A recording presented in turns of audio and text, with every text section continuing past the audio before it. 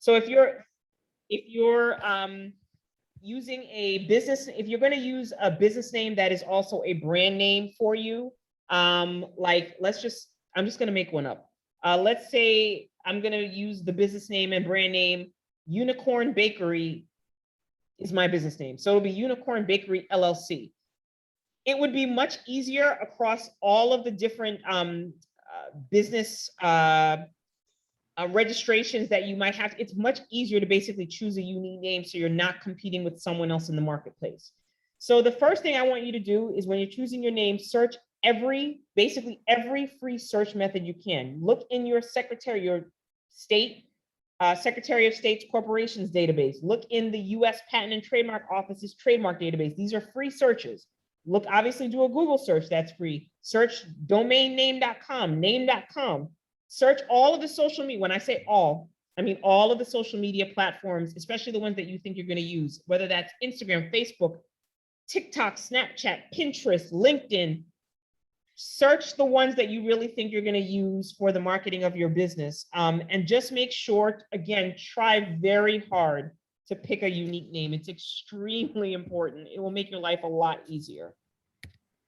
Okay. Now, once you pick your name, you need to register your business. You can hire an attorney, you can hire a business attorney like me in your state or jurisdiction to help you, or you can do it yourself. Quite frankly, it's pretty easy in most states, including Georgia, where I'm based in Atlanta, Georgia. It's pretty easy to register your LLC or even your corporation by yourself. These are just some of the types of business entities that are available for registration. A lot of businesses first start out as an LLC, a limited liability company, because quite frankly, it's just an easier registration process. From a tax payment standpoint, your personal and business taxes can be filed on the same 1040 form with the IRS. It's just a lot easier. And it still gives you that liability protection of, a proper business entity. So whether it's an LLC or a corporation or a limited partnership or a limited liability partnership that you're forming, the main benefit, people talk a lot about easier taxes, as I just mentioned. Yeah, that's true especially for an LLC. But the main benefit is that when you have, when you have a properly registered business entity and you're not operating, for example, as a sole proprietor, where you haven't registered your business at all, you're just doing business and you haven't registered. When you have an LLC or a corporation or another properly formed business entity, you get personal liability protection. What that means is that your personal assets, if somebody sues the business, they can't take your house or your personal bank accounts or anything of that nature, right? So that is the main benefit of properly registering your business entity with your Secretary of State's office. You get personal liability protection as long as you keep your business paperwork in order and you separate your business and personal finances. That's really pretty much what you have to do. And by the way, I'm also reading the chat while I'm doing all of this as well, because I think it's important to make sure I keep up with your questions. Tara just wrote in the chat, by the way, that MP Services is available to assist with business registration in DC and Maryland. And I could help you in Georgia if you are here in Georgia. Okay. So the next thing you need to do after you register your business with the Secretary of State for your state is register for a federal employment identification number, also called an EIN. All this really is your business's social security number. It's a 9-digit number that the IRS assigns to your business so that the IRS can keep track of your business, basically, whether you're paying your taxes and things like that. And it's used to fill out certain forms, but that's really the main purpose of it. It's free to register for an EIN. You do it online with the IRS. They literally give you an automatically generated number within like 15 seconds of registering online. So it's very simple. This is a very important step. Again, you never want to run afoul of the IRS. So that's a very important step. Okay, the next thing is you need to register for your state tax ID number. Okay, this is usually only absolutely necessary if you're going to hire employees. So eventually, I hope for all of you that you will grow your business enough so that you don't have to be a solopreneur, that you can hire people and employ people and contribute to your communities in that way. In order to do that in every state, you will have to register for a state tax ID number. Again, this is like a state version of your EIN, or a state version. It's essentially a state version of your social security number for your business specifically. And for example, in DC, in the jurisdiction of DC, it's a 6-digit number assigned to your business. In Georgia, I forgot how many digits this is, but it's another, several digit number, unique identifier. Again, you're going to use it on certain forms. They keep track of your business that way. Okay. And it's free. It's free to register, no cost there. By the way, there will be some unscrupulous lawyers and other people who tell you that they, can, for a fee, register your EIN for you, or your state tax ID number for you. You can do it yourself for free. There's no need to hire someone to help you with that. You can if you want to, but it's not necessary, really. It's very easy and you can do it yourself for free. Okay, the next thing is, if you are selling physical products, tangible physical products that you can hold in your hand, like this pen, if you're selling something tangible, your state is going to require you to register for what's usually called a state sales tax permit or a seller's permit. There's different names for it, but they're all the same thing. It's basically a state license that allows you to sell physical products and collect state sales tax. In Georgia, where I am, if I sell this pen to someone else who lives in Georgia, like if I sell a pack of pens on the internet to someone else who lives in Georgia, or at my store, if I had a store and I sold a pack of pens to someone who lives in Georgia and is at my store, I have to collect sales tax on the pack of pens because they're physical products. Okay. Physical products are taxable in every state. In every state, there are exemptions. Like some states don't allow taxes for groceries, for example. Many states don't allow taxes for food products and groceries, not like when you go to a restaurant or you go to McDonald's, but for like grocery food products. Okay.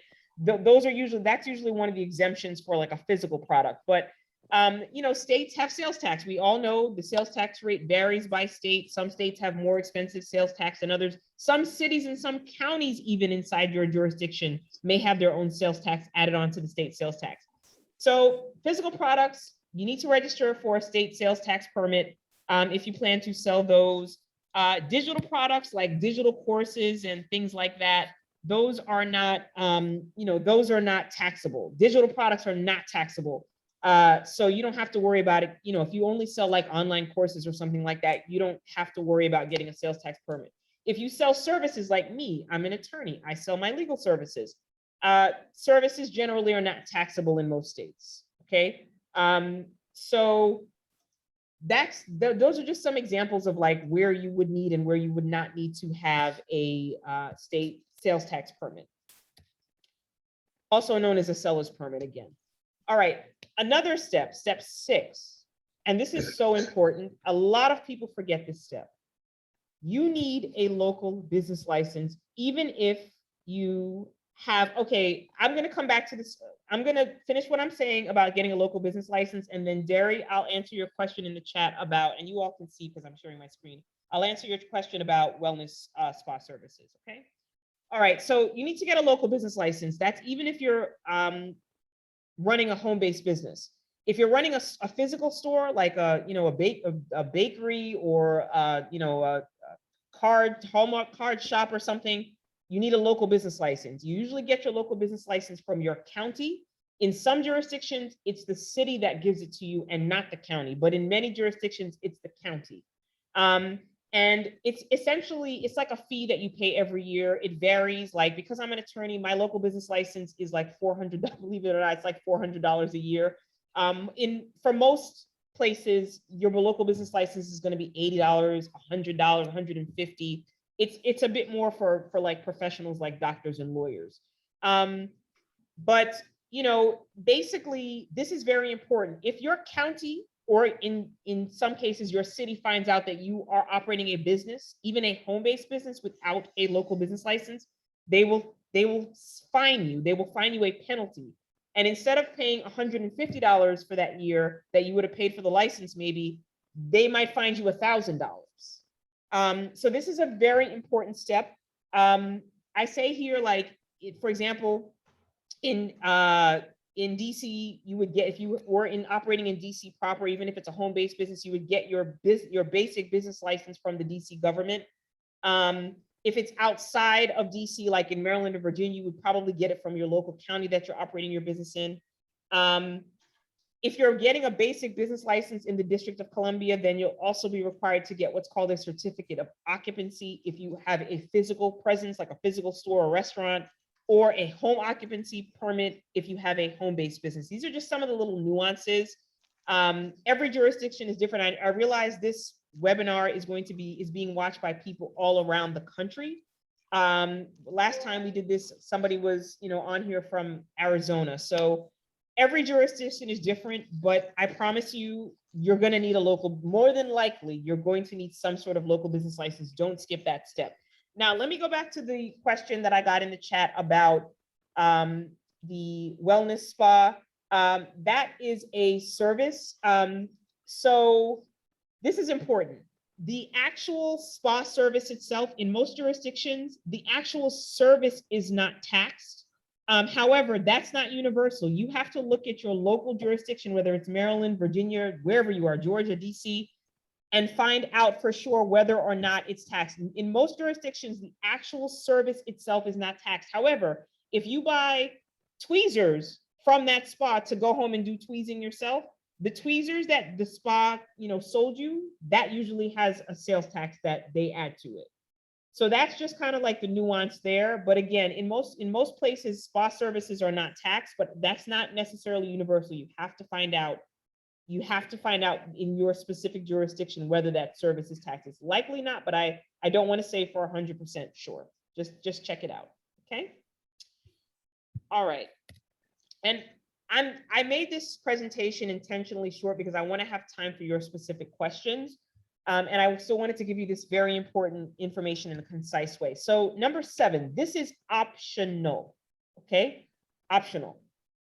If you've gone through the trouble of creating your business, registering, choosing a unique name, hopefully, registering your business, getting your state tax ID, if you're going to hire employees, getting your EIN with the federal government, you've gone through all these steps, getting your local business license, getting your business off the ground and having it be a legitimate functioning business. Then you can consider other things like getting a federal trademark. Again, let's go back to my example of the Unicorn Bakery. Okay.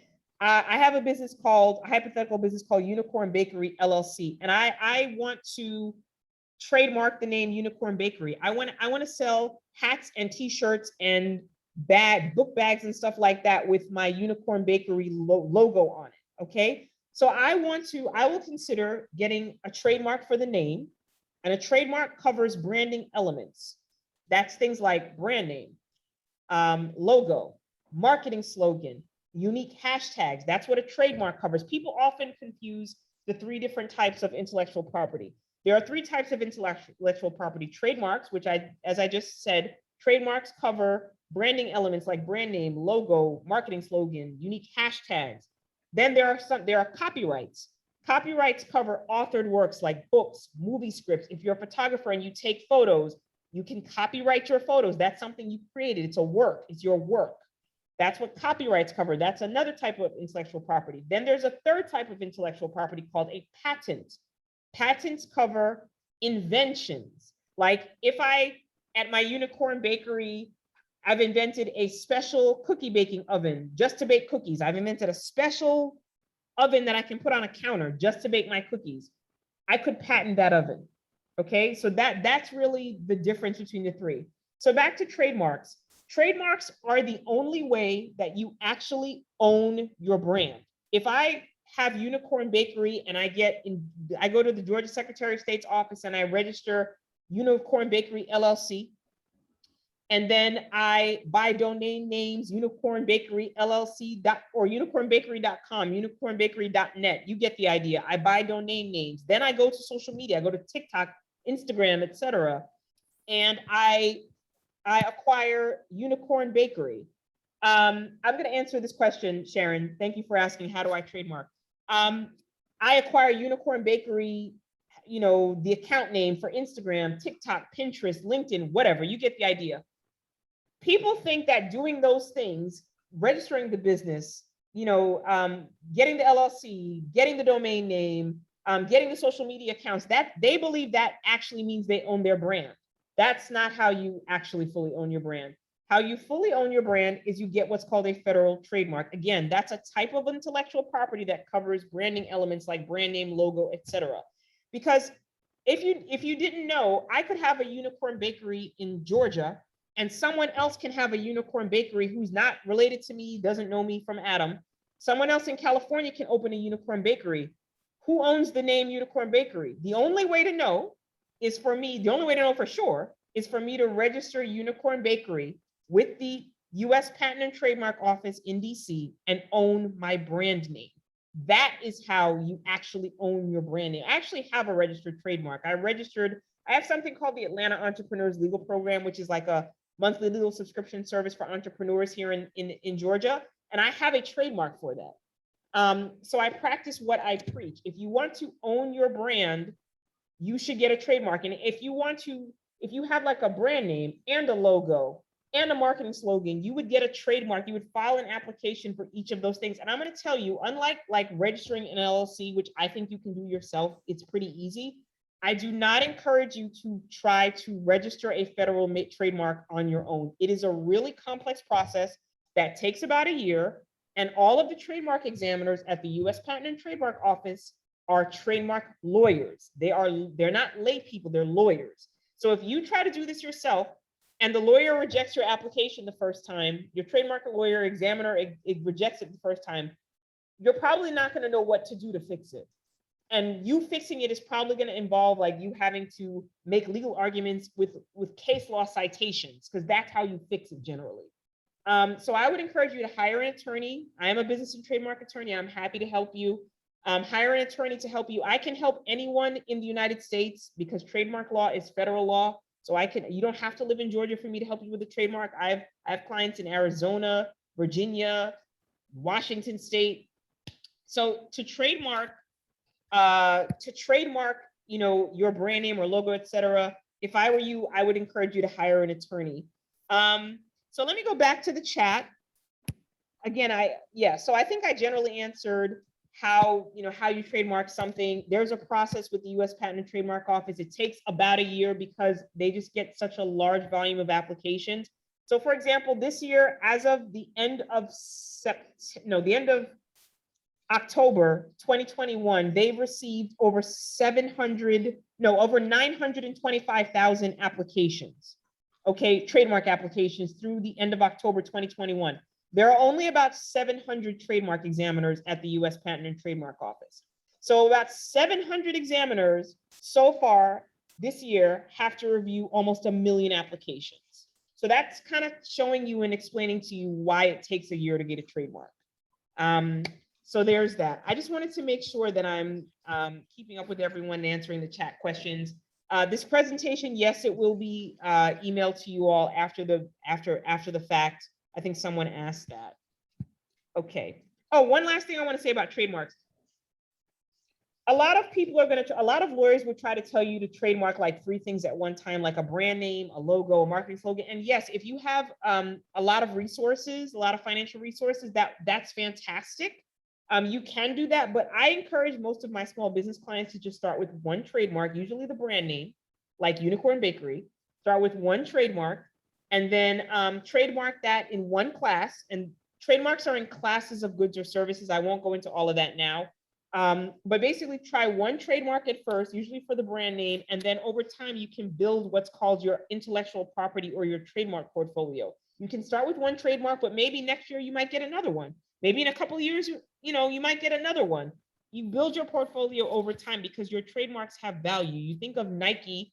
Nike has trademarked the swoosh, the Jumpman logo, the Just Do It, marketing slogan. When Nike paid for those trademarks in the 70s, 80s, 90s, whatever, maybe they paid someone a few hundred, a lawyer a few hundred back then, or a couple thousand to do it. Now, you and I, all of you know that the Nike swoosh, the Nike Jumpman logo, the Just Do It slogan, those are worth much more than what Nike paid for them, right? Because trademarks are intellectual property. They have value. Someday, if you want to sell your business, if I want to sell 20 years from now, I grow Unicorn Bakery into this like massive franchise business and I want to sell it to a private equity firm, for hundreds of millions of dollars, my trademark that I got for Unicorn Bakery will be worth a lot. That will be part of those will be part of the assets that I sell for the business. Okay. All right. So someone asked, what is the cost for a trademark? It varies. I charge $2,400 as a flat fee upfront for a trademark. Alternatively, I have a 4-month payment plan of $700 a month. Or $2,800 total. So it's either $2,400 all at once upfront or $2,800 spread out over 4 months at $700 a month. But my trademark package is all inclusive. You'll see lower numbers than that, but what you'll get hit with when there's an office action, and 70 to 80% of the time, there's something called an office action where the examiner refuses the trademark, either because it's going to be confused with an existing trademark or some other reason. There's a lot of reasons it could be refused. Most of the trademark packages that you'll see do not include those responses to the office actions. Mine do. I just automatically include it. I include the trademark fee that I would have to pay the U.S. Patent and Trademark Office on your behalf.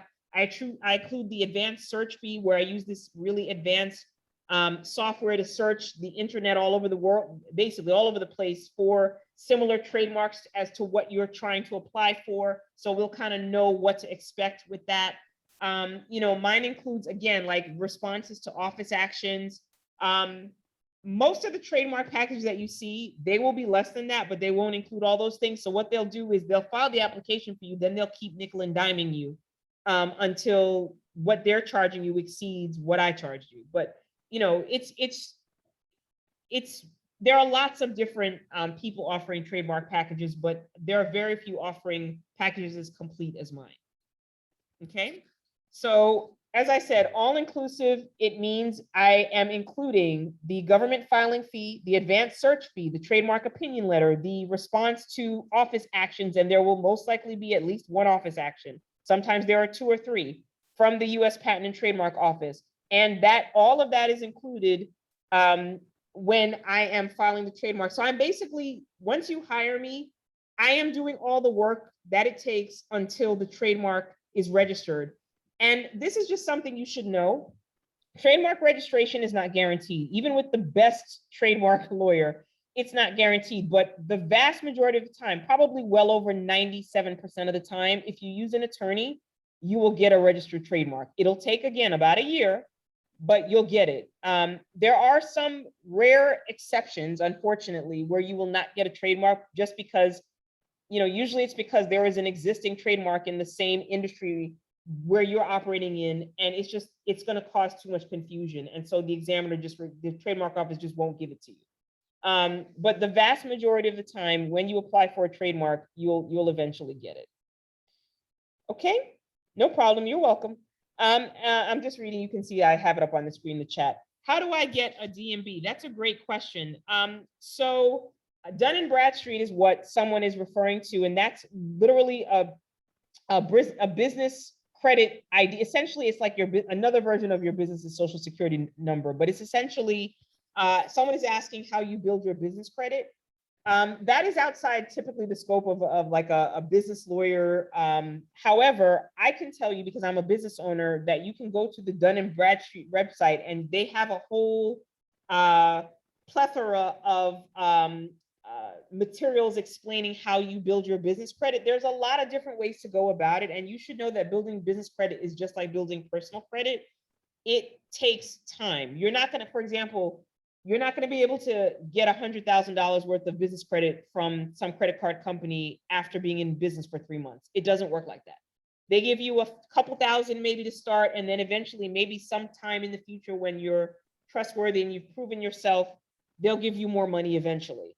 But yes, Dun & Bradstreet's website is very, very helpful in terms of business credit information. Okay, and here, Tara responded that, Sharon, there's another workshop that will address dealing with Dun and Bradstreet and building business credit in more detail. So yeah, you guys can look out for that and register, okay? All right. All right, another key tip when you are starting off in business, this cannot be understood, I cannot emphasize this enough. You need to use good contracts. Good contracts, as I say here, in the subtitle, will help you sleep better at night. A lot of the stuff that happens in business, and I mean, I'm a business attorney, I draft contracts, I revise contracts, you know, I read contracts all the time. A lot of the stuff that happens, especially when you're a new business owner, can be avoided with good contracts. Like, good contracts don't have to be 60 pages. I've written and I've seen some excellent contracts that are 3 pages. Okay, good contracts are easy to understand. They're easy to revise. They are concise. As I said, they don't have to be 60 pages. And they're the key to getting paid on time and the key to having less drama dealing with customers and also even dealing with like vendors and suppliers. Just using good contracts is very, very key. I will say a word about contracts. So people ask me all the time if it's okay to like go to a contract store. You know how like there are internet contract stores, or some of the attorneys who work in the online space have like contract template stores. I would say overall, it's not, just because a contract came from a template store doesn't make it bad. However, what I will tell you is the attorney who drafted the contract is probably licensed in one or maybe a couple of states. They're not licensed. There's probably no attorney licensed in all 50 states. So they're licensed in their state, and contract law is state specific. So if you buy let's say you bought a client services contract from a contract shop, a template shop from an attorney who's based in Montana, I can guarantee you pretty much that that contract is based on Montana contract law. And Montana contract law may not be relevant like where I live in Georgia. Maybe some of the stuff is relevant. Sure, maybe it's a lot of it is relevant. But I know for a fact, for example, there are contract clauses that are allowed in some states. Like there are clauses allowed in California that are not allowed in Georgia. Okay, so contract law, in my opinion, it's better to have a local attorney in your state or jurisdiction draft the contract, especially a really important contract like client services contract. It's more, in my opinion, better to have a local business attorney do it. But if you have to use a contract template from a contract shop, just keep in mind, as I said, that it may not have been drafted by someone in your state. So try to find some, a contract shop that is based in your state so that you can feel more confident that the clauses are all relevant and enforceable in a court of law.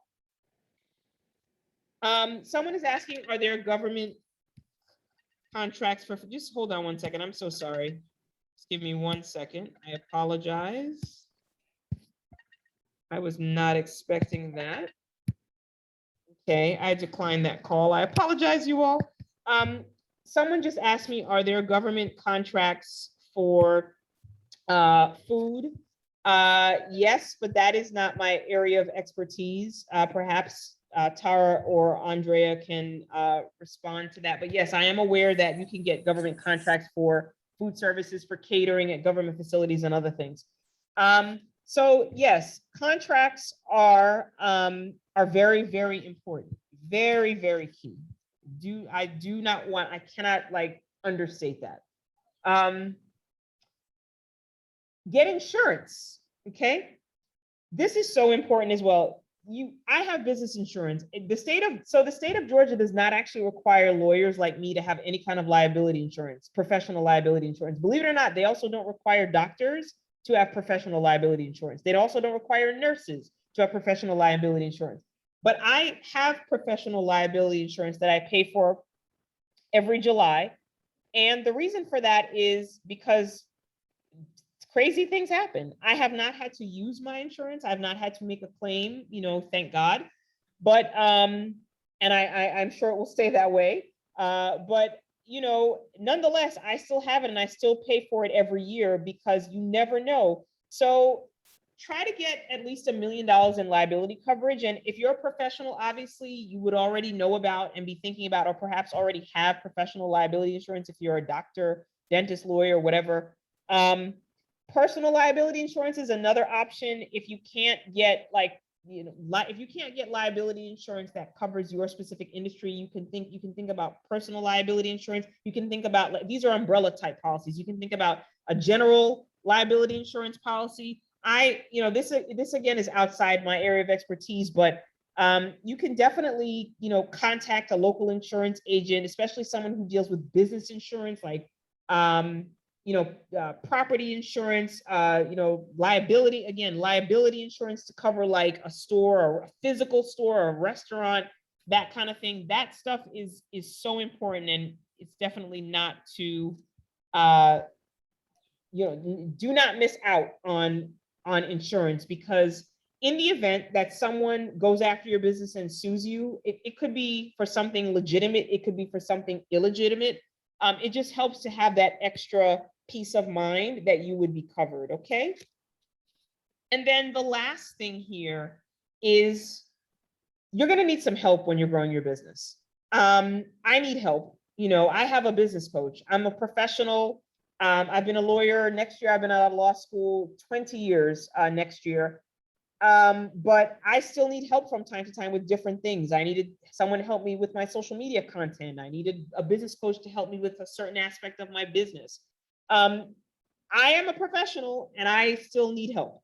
So I am going to encourage you all to consider getting help where you need it, whether that's a business attorney, an accountant, a marketing social media expert.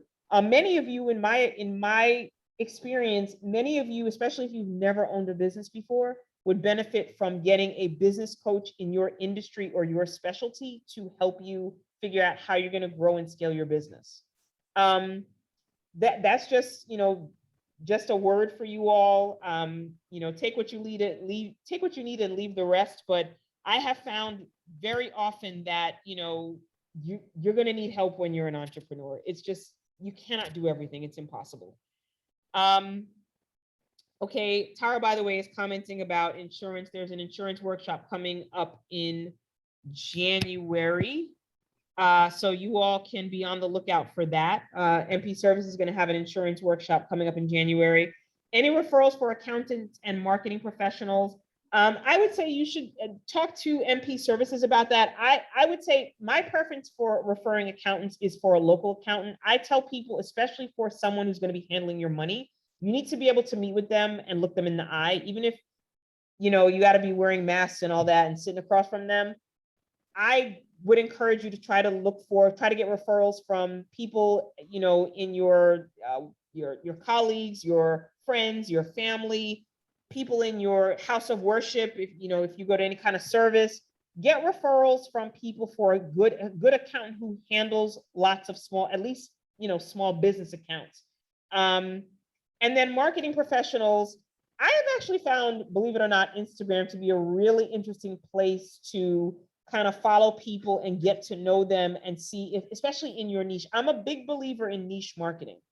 Niche in your industry, like marketing in your niche is one of the quickest ways to niching down, and then marketing in that niche is one of the quickest ways to grow and scale a business, any kind of, whether it's law or whatever. Tara says that she has a referral for an accountant that she can give to you. So there we go. And I do apologize. I hope you all don't mind that I'm going between screens, but I'm just trying to, manage everything that's going on this Zoom call. Okay. Yeah, and Andrea posted about the government contracts session coming up in February. So you guys check that out. Okay. Are there any questions for me? Do you all have any questions that I can answer for you? I'm willing to, spend some additional time taking questions. You can unmute yourselves, or do I have to unmute you? Maybe, I'm not sure. Maybe I have to unmute you. But if you raise your hand in the chat, if you have any questions at all, I'm really happy to entertain them. Oh, someone says, oh, this is a great question. Ms. Nadine Duke, what is the purpose of the state of Georgia trademark application? That is a great question. Okay, so there is something called a state trademark. All that does is give you trademark rights in your state. That, to me, that's useless. If you ever want to have a business outside of the wall, outside of the boundaries of your state, in my case, Georgia, in your case, Georgia, if you want to have a business that grows outside of Georgia, you should get a federal trademark. I don't even encourage clients to apply for a state trademark. It's silly. You might as well just go get a federal trademark that covers all the states. Because if you only get a trademark in the state of Georgia, somebody can go start your exact same business in California. It just doesn't make any sense.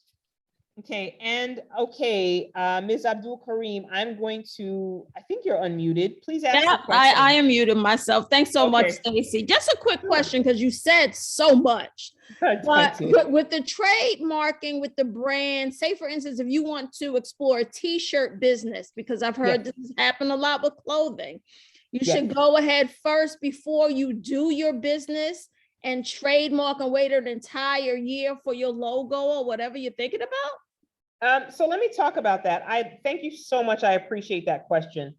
So the question was, for those of you who may not have heard it, it's basically, when should you trademark your brand? Ms. Abdul Karim gave the example of, you know, a t-shirt business, merchandise, basically. You know, I can do my Unicorn Bakery on a t-shirt or on a cap. There's trademarks occur in classes. Class 25 is the class for clothing. I would encourage you to, so I could trademark my Unicorn Bakery brand name in class 25. I will tell you this, every business attorney or trademark attorney may not agree on when you should actually trademark something. I do encourage you, if you have the resources available to you, if you have the money, to trademark your brand name, your logo, your marketing slogan, etc., before you launch your brand. That's how celebrities do it. When Kim Kardashian West does her launching of makeup or whatever she's doing, Skims, all that, she trademarks first, and then she launches, because she has resources to do that. So if you have the resources, yes, I would say yes, go ahead and trademark first, and you don't have to wait a whole year to launch the brand. When you trademark, when you file a trademark application, what that does is essentially put your flag in the sand that you were the first person to be using this name or logo or marketing slogan on this date that you filed the application. You can go ahead and launch the brand, even while the trademark process is going to take a year to complete and get the registered certificate.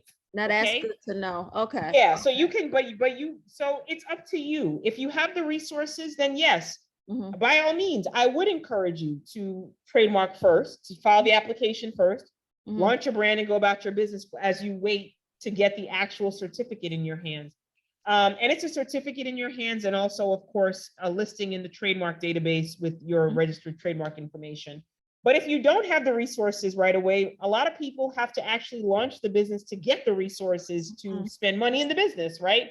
If you don't have the resources right away, just try to file a trademark, especially in, you're right, the apparel, the clothing category, class 25. Theft is rampant in a couple of categories. One of them is clothing, like theft of ideas, theft of brands, rampant in class 25 for clothing.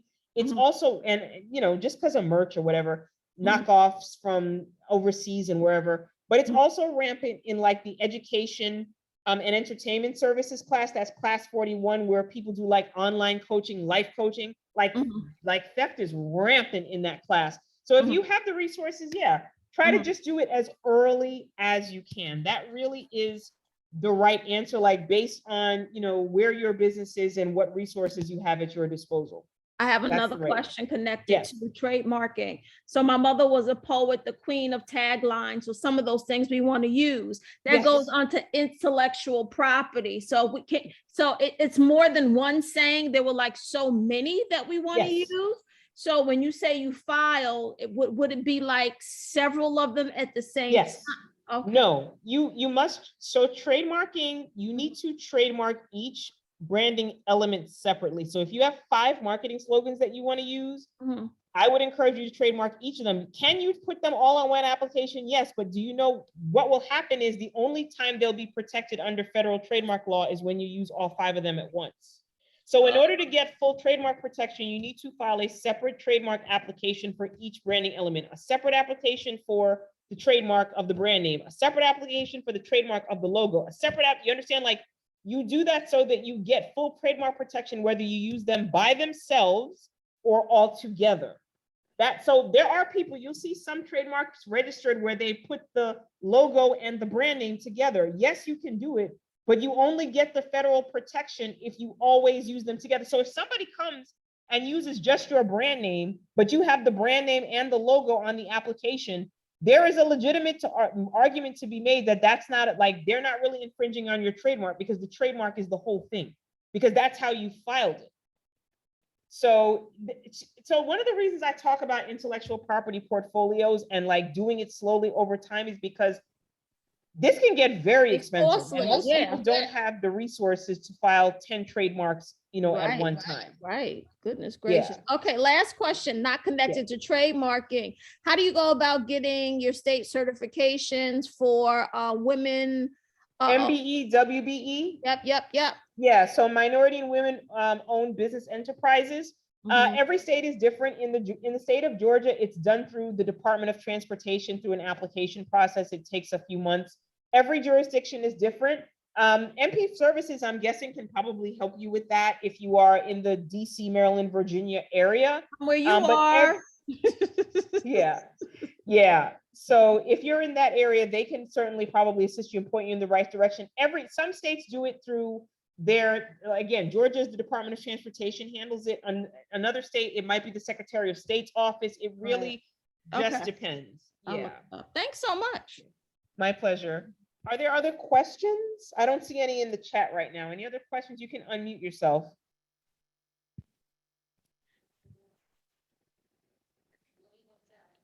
I'm happy to answer any other questions. And again, this presentation will be sent to you after it's over. The PowerPoint will be sent to you all.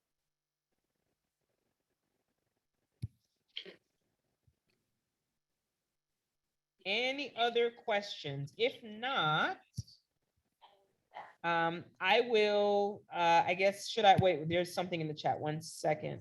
Oh, there's a survey, you guys. Don't forget there's a link. I think Andrea just posted. Yes, Andrea, at the bottom of the chat, the last entry is a link to the survey. Please let us know, your feedback on this particular presentation, this experience, and apparently there's a chance for you all to win a prize if you fill out the survey. So, please do that if you have some time. If there are no other questions, and the survey will also be emailed. Okay. If there are no other questions, Tara, do you want to take over? I am here. No questions. Any questions of MP Services? I can't believe I did something I can't see. And now my chat is off. But if there are no questions, we will end the presentation. I'll stop recording. Will you host a workshop throughout next year? Nadine, we do have one more session. So what happens is we have several subjects that we have workshops for. So this is the third session. So we do have one more session, and I believe Stacy has already committed. And we will confirm the date for that last session that she will do, the last workshop. But we do have one more that she'll be doing. This is the one what entrepreneurs should know from an attorney. Yes. That will be, the next session starts in March or April, I believe, April. So we have a series of other workshops. So the next series will start in April. Women. Yes. And then that will be presented again. So Stacy will also present this same workshop or similar. She have questions or she may update, but she'll be presenting again after April. So please visit our website. We have several other workshops that you guys may be interested in, just from all of the questions that we got. Next week, we have your personal credit. We're doing a workshop on how to improve your personal credit scores and understanding your credit scores. And the week after that, we have building your business credit. We have an author of a book, and she gives you 10 steps on how to build your business credit score. Please visit our website We also have after the holiday, December 1st, we're doing another a virtual networking event where you can just come and showcase whatever your business is and meet other minorities that are in business that we can support each other. So it's just providing a platform to learn about other minority businesses. And also, Tara, if I can interject, we're also in between the holidays having a presenter or workshop on how to be a present partner and parent while building a successful business, a recipe for self-care. So it's going to talk a little bit about how to balance the two of those things. I have a question for Stacey. There's a question from Sharon. Is it from Sharon? Yes. Yes, it is. Do you represent California for trademark?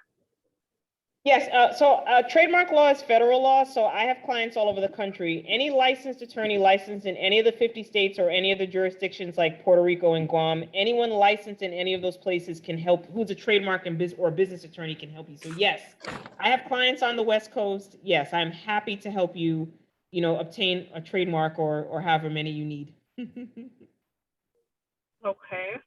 Yes. And does anyone have experience in importing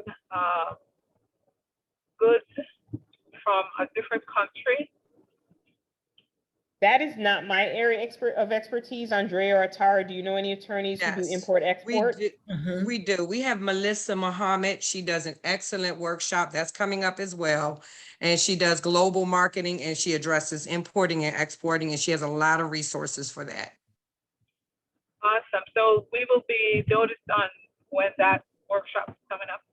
Yes. If you have attended this presentation, you'll be on the email blast, so you'll get information on our upcoming workshops.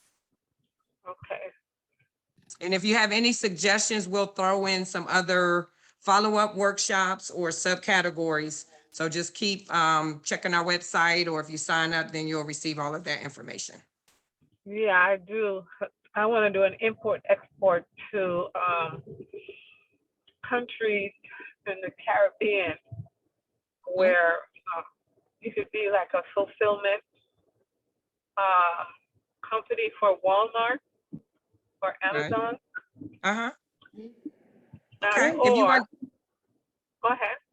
If you want to send us your information in the email, we can put you in contact with Melissa now, because the workshop is scheduled after December. So if you would like to reach out to her, we can provide that resource. Okay, I send an email. I'm driving right now. Okay, when you get a chance, I will. we can follow up. This is great, because I have some really big plans for Jamaica. I'm Jamaican. Oh, good, yeah, good. me too. I was born in Jamaica. Stacey? Oh, Stacey? Yes, my name is Oh. Stacey Ann, yes. Yes. Oh, yes, Stacey and tells the truth. I'm Miss Sharon. Yes, that's right. So yes, I was born in Jamaica. That's where my family is from. Mhm. I was born there too, but I'm Jamaican now. Yes. Yeah, my business is catering, which ultimately will become, that's another thing. Anyone have experience on franchises? Establishing a franchise? I do. So I do franchise law related work. And I can help you with franchise law, because franchise law is mostly federal law as well. So that's something, if you want to reach out to me when you're not driving, when you get the presentation, you'll see my website address is staceyanntaylorlaw.com. It's on the presentation. Just reach out to me and schedule a call, a free 15-minute call, and let's talk more about that. Will Yes. do. We have Guys, enough please. plans. Yes. Enough. Yes. Yes, Yep, please take I'm part of- advantage of this opportunity. Yeah. Are you part of a diaspora, Stacey?